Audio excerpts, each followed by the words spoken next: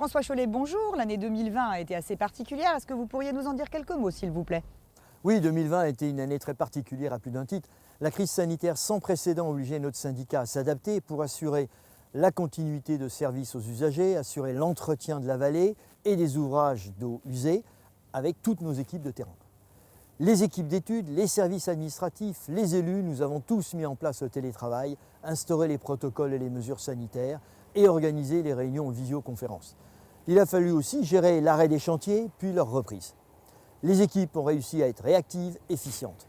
Par ailleurs, à la suite des élections municipales, notre assemblée a été renouvelée à plus de 70% et le 24 septembre dernier, elle m'a renouvelé sa confiance à la tête du syndicat et je souhaite ici tous les en remercier. Nous pouvons maintenant faire un rapide tour d'horizon sur 2020. Au niveau chantier, qu'en est-il en matière d'assainissement? Janvry, par exemple, ne possédait pas de réseau d'assainissement collectif. Après avoir pris en charge les 2 premiers hameaux, on a continué, on a achevé ce travail en 2020 avec le 3e hameau. Ça représente 2,2 km de réseau et 110 branchements. La construction d'une station d'épuration à filtre planté de roseaux était aussi prévue. On l'a démarré en février 2020, mais le chantier a été stoppé par le confinement du 17 mars. Grâce à la mise en œuvre de protocoles sanitaires stricts, les travaux ont pu reprendre le 29 avril. La partie réseau et la station d'épuration peut être achevée dans les délais. Reste désormais à connecter toutes ces habitations concernées à ce nouveau réseau. De même, la station de Péqueuse, également un filtre planté de roseaux, a été réalisée. Et en matière d'eau usée non domestique? Le syndicat a poursuivi. On a lancé d'ailleurs en 2020 une nouvelle tranche de diagnostic des eaux usées non domestiques sur les communes de Blainville et de Saint-Germain-les-Arpajons, soit 90 entreprises à étudier. De la supérette à la boulangerie, en passant par la casse automobile, les profils des entreprises à diagnostiquer étaient très différents. Si pour les particuliers, il s'agit de vérifier la séparation des eaux usées aux pluviales, pour les entreprises, les pré-traitements, la gestion des déchets viennent s'y ajouter. Une fois les diagnostics réalisés, les agents du syndicat accompagnent les entreprises vers la mise en conformité, par exemple en les aidant à créer un dossier de subvention. 90% des entreprises, malheureusement, étaient non conformes. C'est dire l'importance de ce type d'études pour préserver la qualité de la rivière. Vous nous l'avez dit, la nature ne prend pas de pause. Donc qu'en est-il des travaux en matière de milieu naturel? Eh oui, la fermeture des espaces naturels au public durant le confinement ne signifie pas l'arrêt de l'entretien des sites. La nature continue à vivre et les agents ont poursuivi leur mission sur le terrain, certes un peu différemment. En 2020, 2 mares ont aussi été restaurées en termes de fonctionnement hydraulique et écologique. Il s'agit de la mare Nadeau à Leuville et de la mare du Pivot à Limours. La première est propice à la reproduction des amphibiens et des insectes aquatiques, un lien hydraulique qui a été créé avec un méandre qui l'alimente. La seconde mare a été étanchéifiée. Des travaux d'envergure ont été réalisés à Lompont-sur-Orge et à Olainville et Arpajon. Oui, on peut citer 2 chantiers d'envergure de restauration hydromorphologique et de rétablissement de la continuité écologique. Ils avaient démarré en 2019 et se sont achevés fin 2020. Avec toujours des consignes sanitaires strictes, le challenge était quand même grand. Grâce à l'implication de tous et malgré l'interruption liée au confinement, le défi a été relevé. Pour Serpier, l'enjeu premier était de créer un bras de cours d'eau pour rétablir la continuité écologique. Les berges ont été reprofilées, les aménagements effectués pour diversifier les écoulements.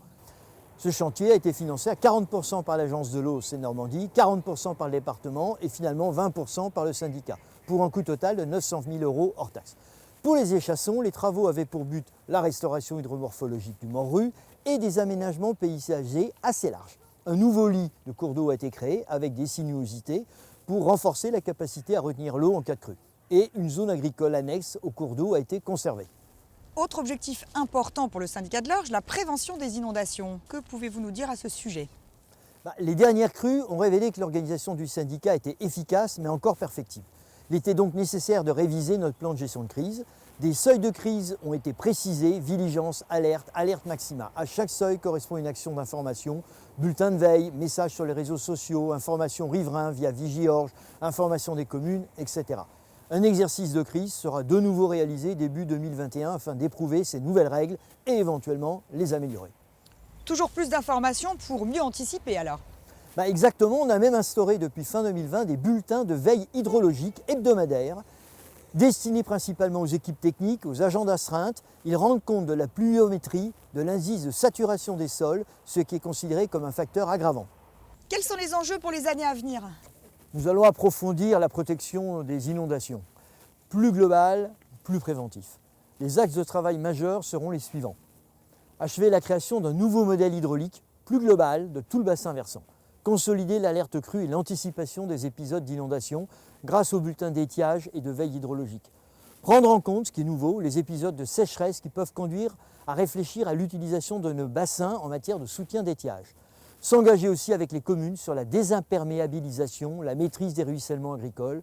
Et enfin, réfléchir à des zones de surinondation. En effet, il est moins dommageable d'inonder des champs que des biens, avec des risques envers les personnes. Et finalement, nous poursuivrons notre politique d'acquisition foncière.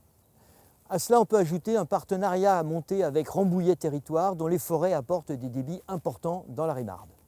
Et en matière de rénovation et de maîtrise des systèmes d'assainissement? Nos axes prioritaires de travail sont toujours les mêmes.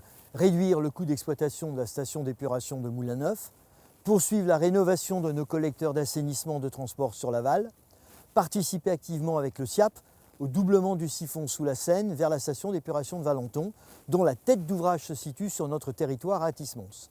Et d'ailleurs installer aussi sur cet ouvrage un dégrilleur pour retenir les déchets, dont les lingettes.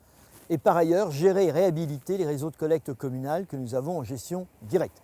Très bien, Monsieur Cholet, mais pour réaliser tout cela, le syndicat de l'Orge n'est pas tout seul. Ah oui, on ne travaille pas tout seul, on mobilise tous les partenaires. Bien évidemment, on travaille avec tous nos membres, les communes, les communautés, mais aussi les privés, les résidences, les entreprises, parce que c'est tous ensemble que nous arriverons à traiter les points noirs.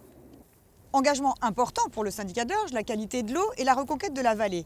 Que pouvez-vous nous en dire, Monsieur Cholet? Il nous faut encore, comme toujours, progresser sur la qualité de l'eau qui est encore insuffisante. Elle est en progrès sur le plan biologique, avec par exemple la réapparition d'espèces comme le barbeau fluviatile ou la baisse des concentrations en azote, phosphore, cuivre, zinc, pesticides et autres. Malheureusement, cette année, nous avons subi plusieurs pollutions accidentelles graves. Nous avons su réagir rapidement et porter plainte systématiquement.